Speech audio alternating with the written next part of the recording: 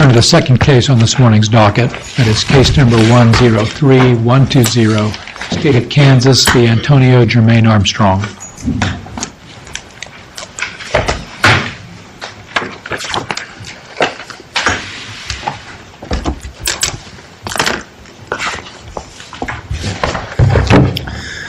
May it please the Court.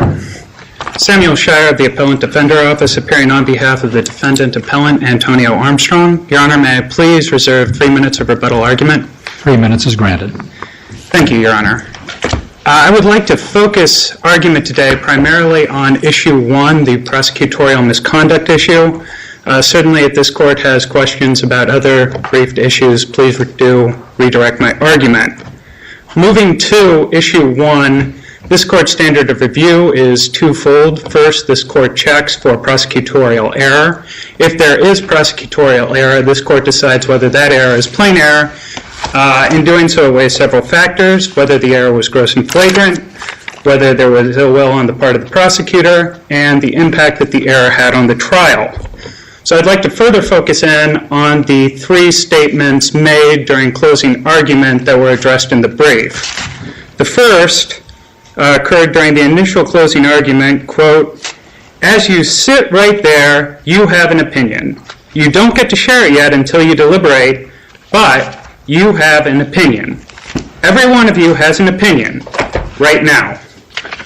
And that argument basically undermines KSA 223420, which requires a district court to admonish the jury that it has a duty not to express or form an opinion until the case is submitted to the jury for deliberation.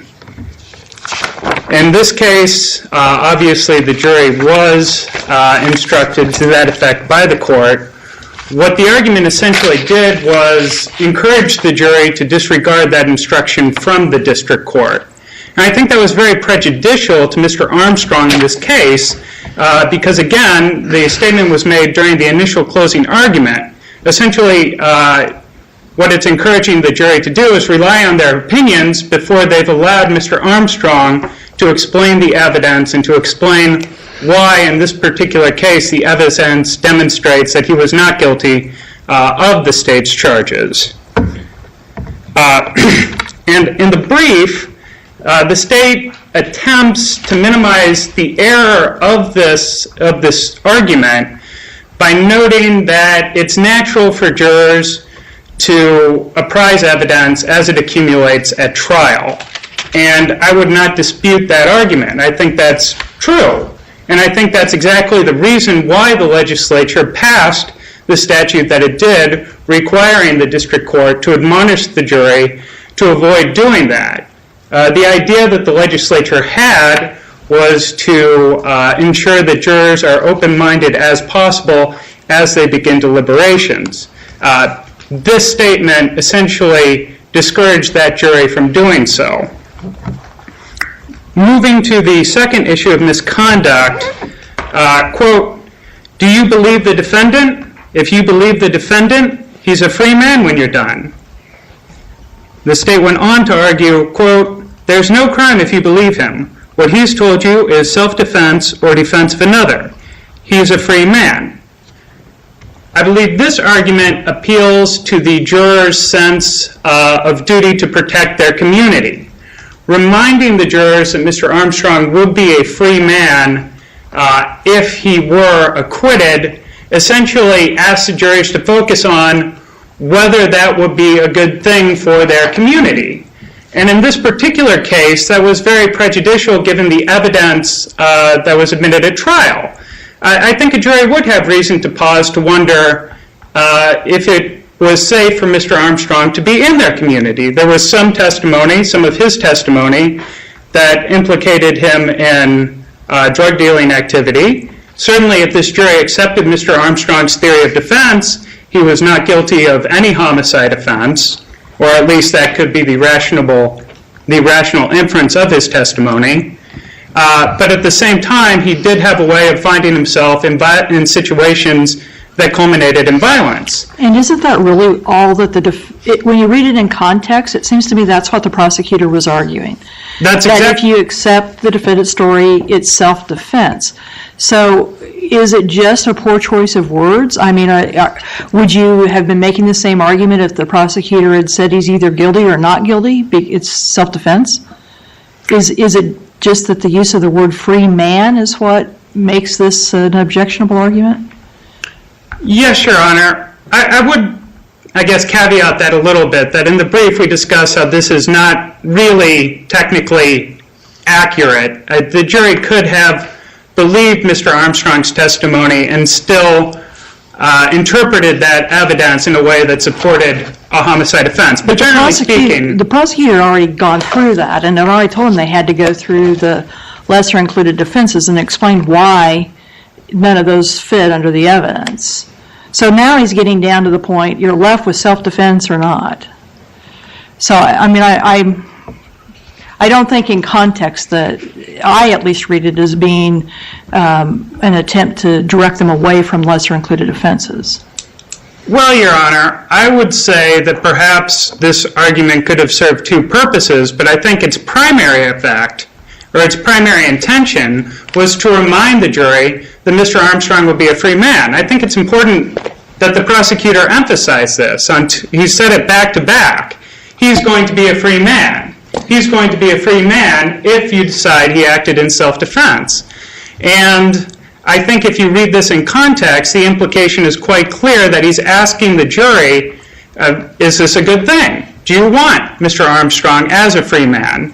That's distracting the jury from its duty of rationally looking at the evidence and deciding, is Mr. Armstrong guilty of first-degree murder? Not, is Mr. Armstrong a dangerous person? Is Mr. Armstrong a good person? Is Mr. Armstrong guilty of first-degree murder? And that's exactly what the jury was discouraged from doing based on this argument. Moving to the third issue, or I suppose the third statement, quote, now he, Mr. Armstrong, knows there are certain things he can't deny. I mean, the evidence is overwhelming. He can't deny being there where Mr. Dyer was killed. If he could, he would. The state went on to say, quote, whatever it takes, he will do, and he will say. But look at his final version, because he knows what the evidence is. So he has to admit certain things.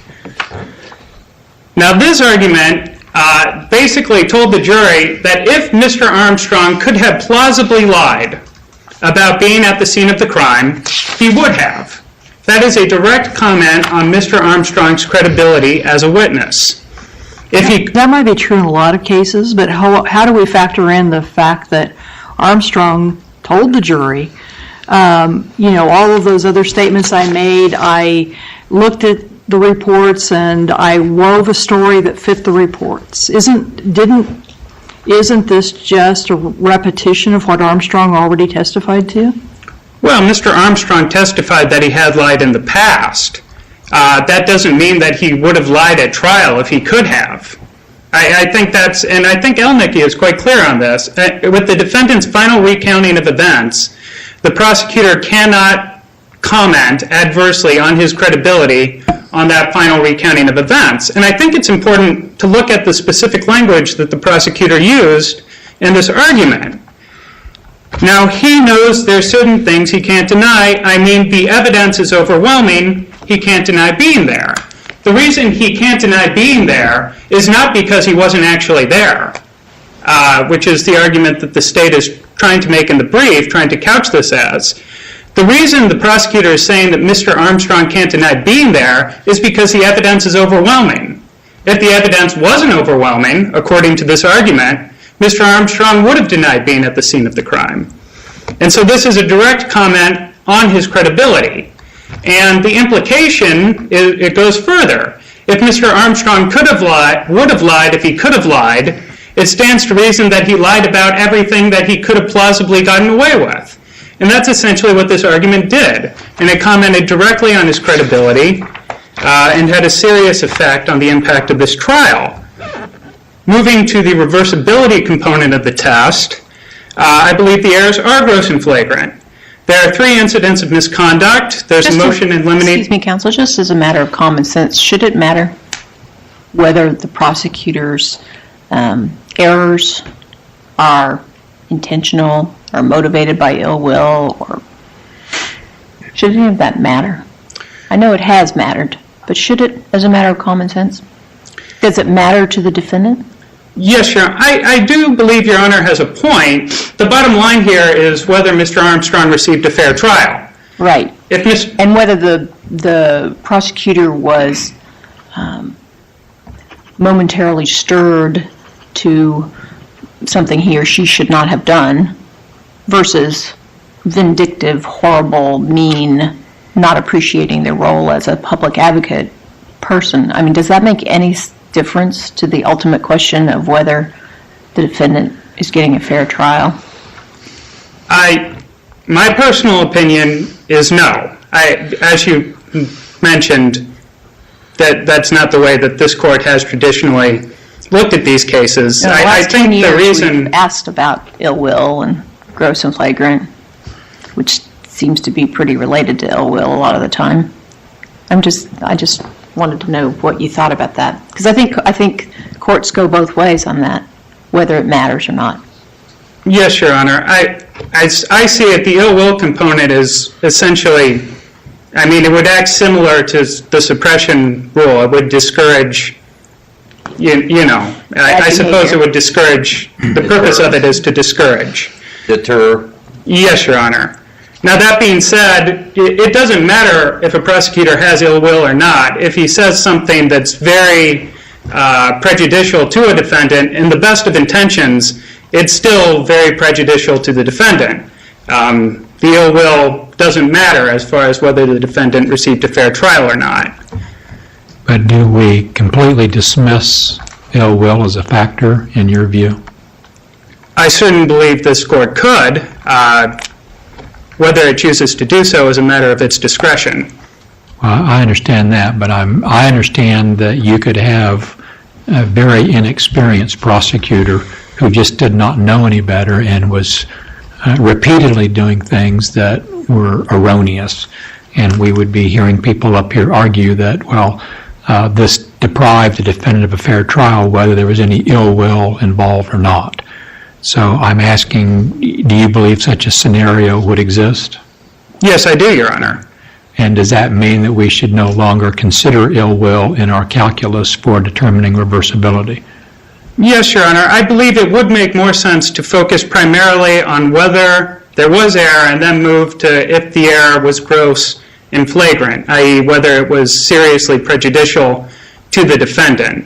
I believe that test would be more accommodating of reversing or affirming a conviction based on whether a defendant received a fair trial, which is really what the appellate process is about, as opposed to, I guess, trying to deter prosecutors.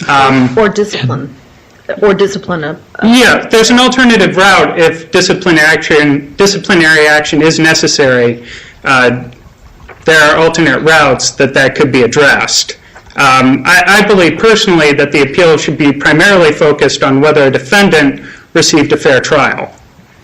I see that my time limit has arrived. And what if we had, I think we've used the term, overwhelming evidence of guilt? Would the prosecutor's ill will or motivations have any bearing in that calculus?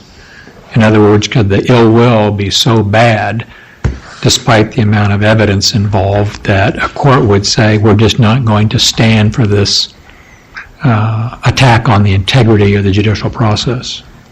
Your Honor, I believe at some point, if misconduct was so ill-motivated, you could say that this is essentially, structural error almost. I mean, if a trial is just so fundamentally unfair over and over and over again, the prosecutor is trying to prejudice the defendant against the rules of evidence, then perhaps you could say that it would make sense. But in that event, you still don't need to change your focus. The focus is still on the fairness of the process for the defendant, right?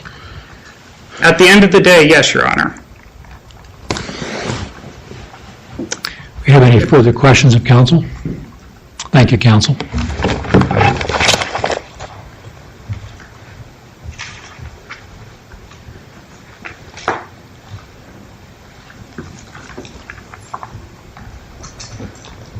The state appears by Assistant Solicitor General Natalie Chalmers. Unless this court has any questions on other issues, the state intends to focus on both issues 1 and 2.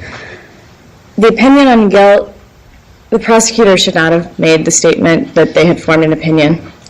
It does violate the statute, but there's not the prosecutor's intent to say that the jury should have formed a final opinion. It was in the middle of, or relatively in the middle of closing argument. The prosecutor didn't say what the opinion should be. What he actually said was essentially, based on the evidence, you have formed an opinion.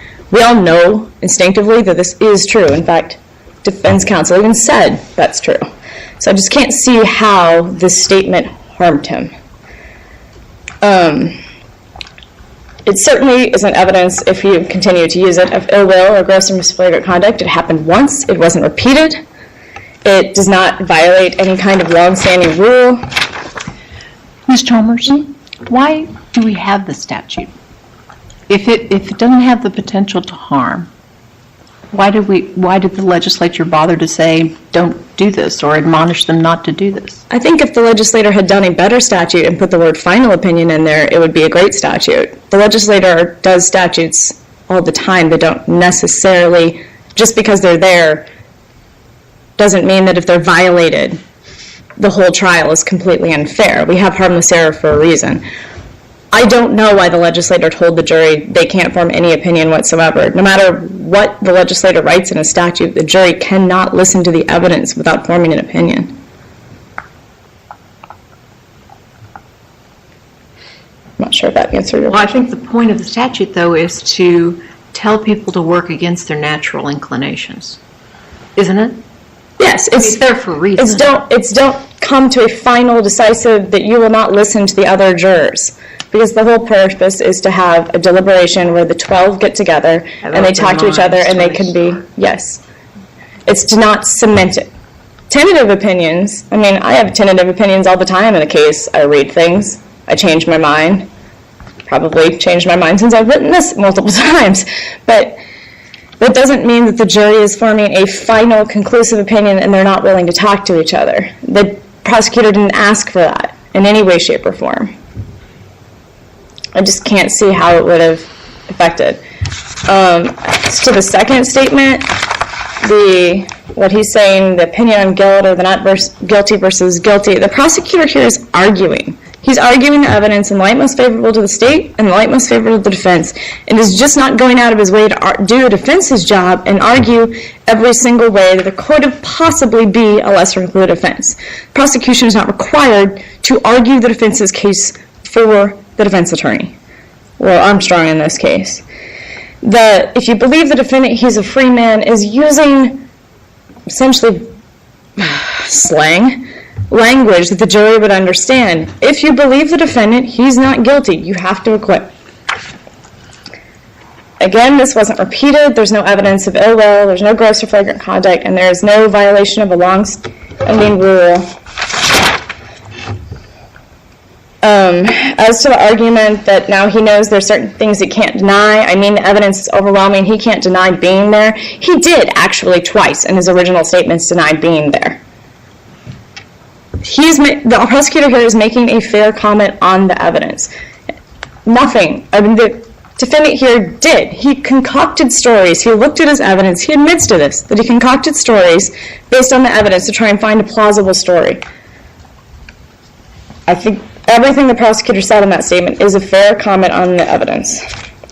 But again, there is no ill will, there's no gross or flagrant, and the evidence here, while it may not be overwhelming just because of the fact there are so many versions of the stories, it is certainly strong. The evidence that the state was relying on, the ones that Antonio Armstrong later claimed were perjured, matched all of the evidence as come across by the other witnesses and physical evidence in this case.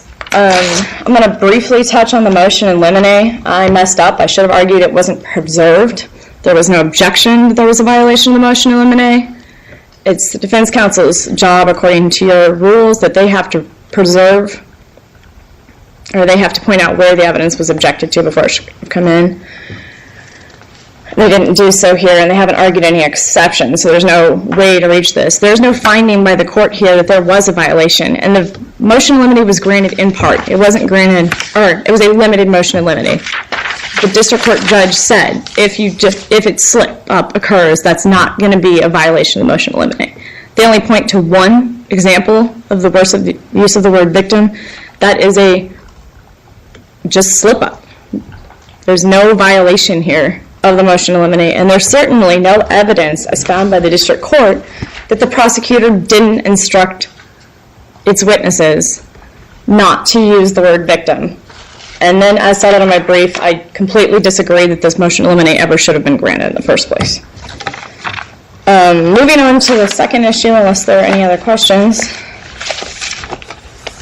The defense, I'm still not sure what evidence they're relying for reckless, period, any kind of reckless conduct. But here the jury was instructed on involuntary manslaughter, which is the reckless killing of another human being.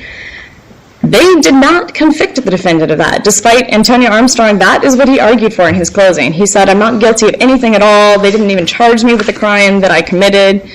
But if anything, involuntary manslaughter. They didn't convict him of that, but now they're arguing that they should have gotten reckless second degree, which is not only reckless, but reckless when done in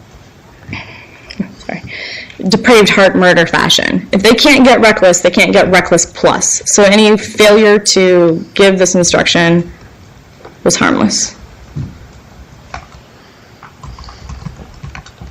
If there are no further questions, the state would respectfully request that you affirm Antonio Armstrong's convictions. I had a question, counsel.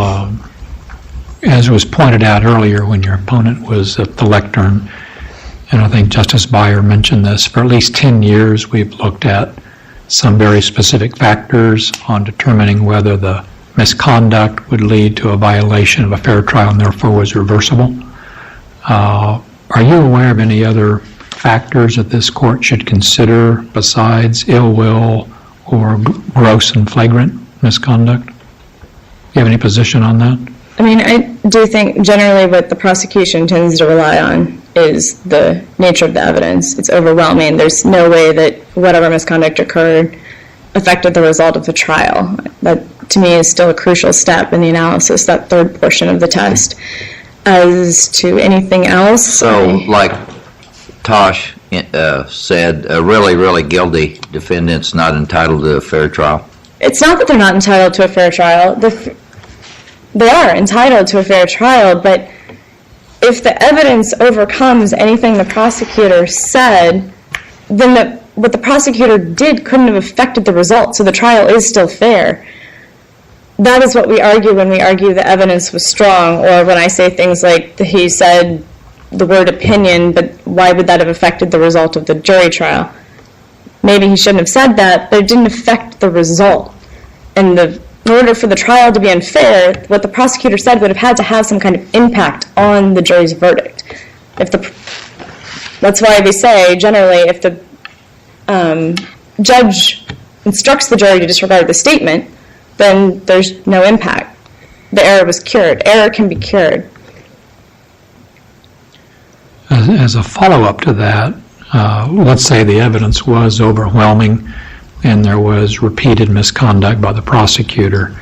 I believe you've stated your position is that in that event, if that could not have had an impact on the trial because of the amount of the evidence, then it's not reversible. Right. To follow up on a comment made earlier today, is there anything to be said about the deterrence factor? In other words, when the court sees on every docket the same issue. Prosecutor doing the same thing. I think this court has historically used that deterrence factor. They've said, prosecutor, enough. We will not allow you to do this again. You've repeatedly violated our rules, and in such a way that it still has to impact the trial to some extent. But yes, I think if you take away the gross and flagrant ill will, defense attorneys will be turning around and asking for it again when prosecutors commit. And we should hold prosecutors to a high standard. They shouldn't continually commit misconduct. But it's this court's decision whether or not they want to use it as a deterrence or whether they want to use it, just send them to the disciplinary board and have them sanctioned accordingly there. Either way, in order for it to be prosecutor misconduct, reversible prosecutor misconduct, it should have to have an effect on the jury's verdict. Any further questions of counsel? Thank you, counsel.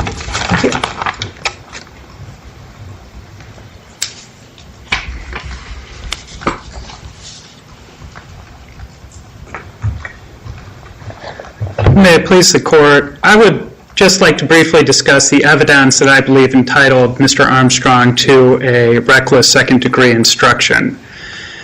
There was a December 2007 statement that Mr. Armstrong made to police in which he informed police officers that he went with his friends to the house where Mr. Dreyer was ultimately killed with the intention of essentially assaulting him. One of his friends brought a handgun with him. I believe a jury from that evidence could find that going to the house with an intention, going into a drug house with an intention of assaulting somebody presented a reckless indifference to human life. Therefore, I believe the instruction was legally appropriate.